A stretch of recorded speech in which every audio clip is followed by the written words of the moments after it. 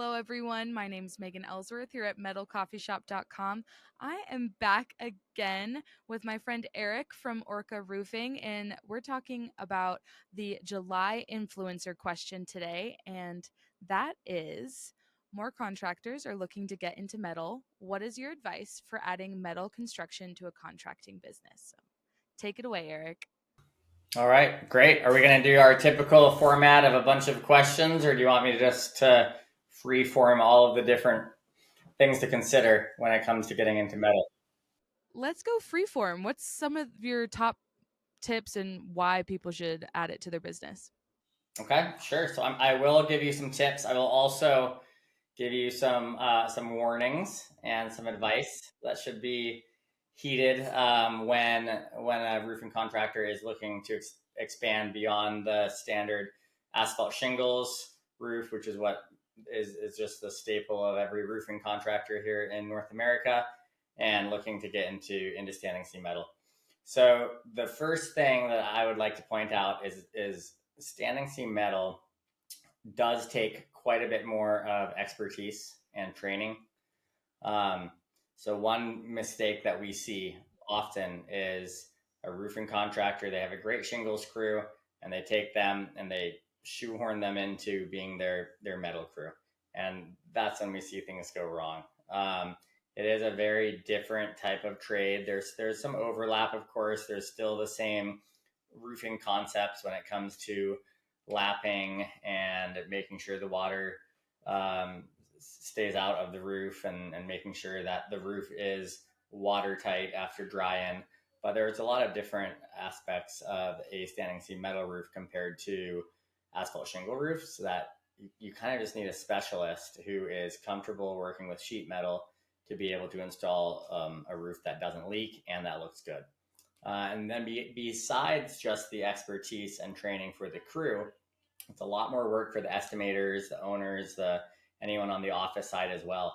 When we sell an asphalt shingles roof, we figure out how many squares it is. We just look at the satellite image and okay, order 25 squares of asphalt shingles, and it just arrives in a big old pile of shingle bundles. With a standing seam metal roof, you have to create a roof map, a very detailed takeoff. You have to go in person.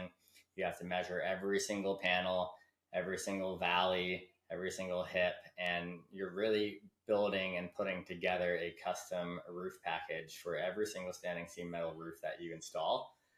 So there's just a lot of expertise that goes um, into standing seam metal. If someone wants to get into it, I would say don't be scared, but just set aside a lot of time for that training and to climb that learning curve. You have to learn somehow. So set aside a lot of time for those first few standing seam metal roofs that you do book, and make sure that you give yourself the time needed. That's some great advice. And I think, like you said, really good warnings to be heeded when this is something that a contractor is seriously thinking about. Any other reasons why people should add metal um, to their business offering? Yeah, I think the price, the cost is one reason to. It's a big reason to add it.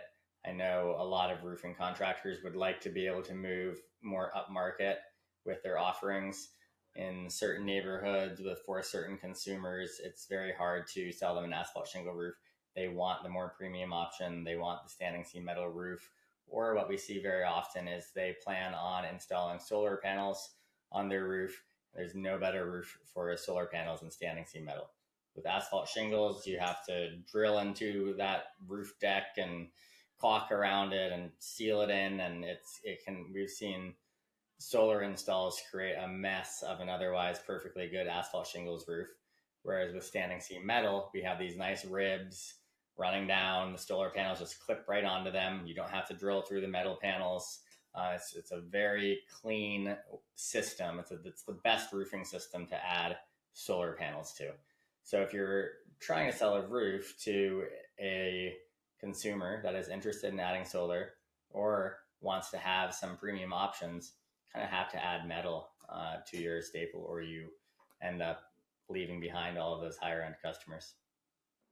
Yeah, absolutely. All said. Well, Erik, thank you so much for answering the question this month and chatting with me. Any last pieces of advice before we head out? I think we did a pretty good job of covering everything. I think, yeah, to sort of summarize, make sure that your crew has the expertise, make sure that you have the expertise with ordering and understanding all of the different costs, right? If you're paying $400 a square for roofing panels, your all-in cost with all of the flashings and the attachments and everything else could easily be well more than double that. You could be paying 1,200 a square for materials all in. So make sure that you have the expertise on the office side. Um, and then the reasons to sell it is to go more up market, to sell to people who are more energy conscious and want to have a more energy efficient roof, or people who value aesthetics and want to get into a house or match a house with um, a more modern architecture. And then finally, to target those consumers that want to add solar panels to their roof in the future. Absolutely. Well, thank you so much, Erik, and I look forward to chatting with you next month. Sounds great. Thanks, Megan.